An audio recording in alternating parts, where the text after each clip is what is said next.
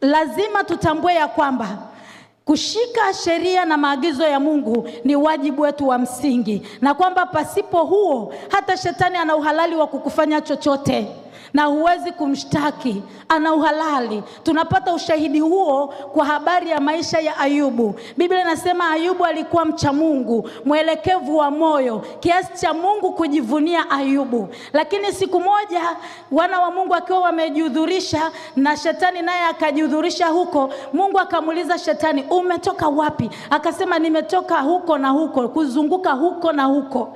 Mungu akamuuliza, je, umemwona mtumishi wangu Ayubu? Akasema, nitamuonaje wakati umemzingira kwa wigo wa moto? Bwana asifiwe.